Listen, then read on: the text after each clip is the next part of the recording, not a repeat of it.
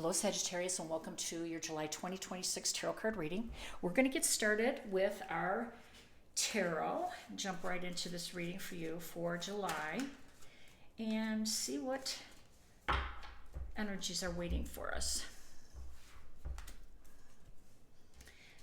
The Death and Transformation card, Five of Cups, Page of Swords, and the Queen of Cups.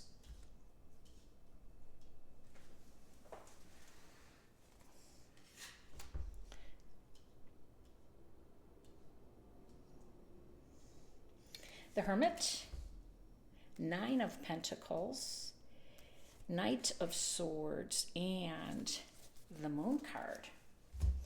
All right, let's see what we have in store for you. So the Death and Transformation card, there's a process that we all are kind of going through, honestly. We have Pluto that's retrograde in Aquarius, so we're all meant to do some transformation in our own areas. And really what that requires is purging, letting go of things, eliminating the things that are in our way, that don't support us, that dim our light. Those are the things that we need to move out from. And this is the first card in your reading. I think that you're kind of in the process of doing that right now. You're kind of reorganizing your life. You've made some changes. You've figured some things out. You were stuck maybe in this Five of Cups situation for a while where you were grieving, When you're looking at what you lost, you're unable, you're unable to turn around and see what you have to gain, because you were stuck for a while in this fixation of the things that no longer. So I'd like to see this card lead first. It's in this order because this tells me that you have been eliminating and purging and letting go of these things. And whatever that was caused some great sorrow and sadness, as it does when we lose things and people. And it was cups, so, it touched your heart. It is important. But it is a message that we're now meant to move on from it, to transmute it and to transform it. And so, yeah, I think that you've learned from this energy. Now, one of the things that I look at right away is this Page of Swords, because Page of Swords is information. And Mercury is retrograde, so we know that our information's delayed, confusing, alarming. What else has our news been? It's been, misinformation, miscalculations. We've in this retrograde spin, we're not really sure. We're a little confused right now. So you have some time to work on the process that you've been working on. And by the way, this transformation card, this death card, will help you eliminate some of the information that does not land right for you, that does not speak truth to you. So this is going to be just an ongoing process for you. So what I really love is, and I'm going to jump down here, is this Nine of Pentacles. So the Nine of Pentacles talks about you experiencing some financial growth. And what you're doing is there's a period that's entering into your life that's going to be prosperous for you.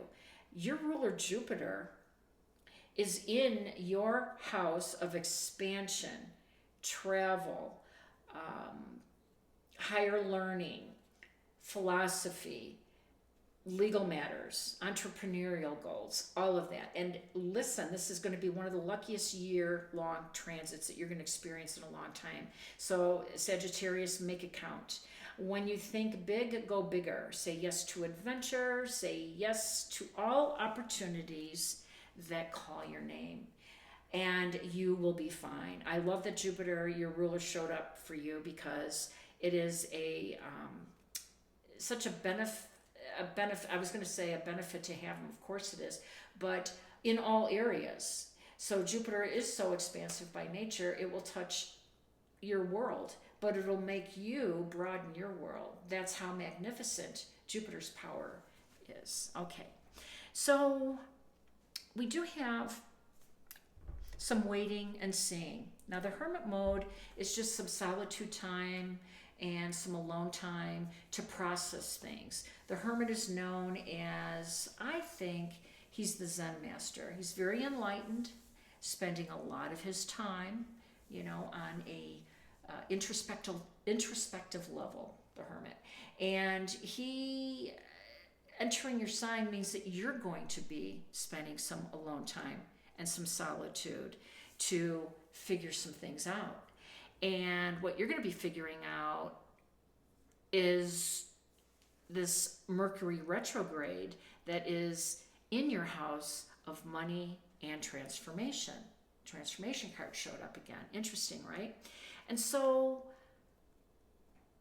this is going to be where you need to let go of financial debt, fears, trust issues, and codependencies, because this is the house of shared resources, shared debt, loans, taxes, inheritances, all of that. So it's interesting that you're surrounded by this energy. So this is Mercury retrograde, creating some alone time for you, some solitude, some things where there's no noise so that you can figure some things out. It's going to be around your money, around your financial gains, around transformation, and what you need to do to put into place to come out better on the other side of that.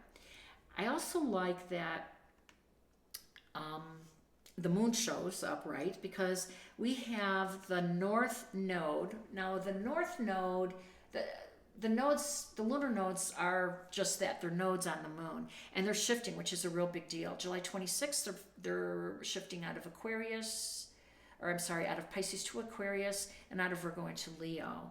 And what that means for you is your north node is going to be lit up with your communication and connection zone. And look at these swords. Big news is coming your way. The King of Swords is holding huge information for you that's going to help you, move forward. Now, the North Node is the direction you should be going. It's fated, and there is an 18-month journey where you're going to experience spiritual and personal growth on this journey. It's going to bring unexpected news, like the page. Something's going to come in, right? And it's going to be exciting and maybe offer some collaborations because it's also the house of connections. And also, it's going to bring big, shocking news. Things that can transform our lives. And we know that there is a lot of activity in the third house with Mars and Uranus kind of going to battle in Gemini's house. So, whatever information that we find out, this big news, it might change the trajectory of our world. Now, the full moon is next to the North Node. So this can bring that news into some type of clarity, right? We're going to be calm about it. That's the Queen of Cups crowning all of this revelation and this news. And she is going to help provide the clarity that's needed for this, right? Because, we can't react. We have to respond. And to respond, that means we need a clear head, a calm demeanor and stuff. So if it's resonating, I'd like for you to like, share, and subscribe. And before we close, I am going to offer up one more card, an oracle, for our one last message. Universe. So the universe is the world card, and that indicates a successful completion around the world. And it's ready for a new cycle. So too is the full moon, by the way. This whole reset that's going on in our astrological news is a reset. So this North Node journey for you is a reset. And, just watch the moon, the full moon, which is closing out a cycle, as is the universe, for this new news that might initiate this journey. All right. Wishing you balance, peace, and harmony. Take care.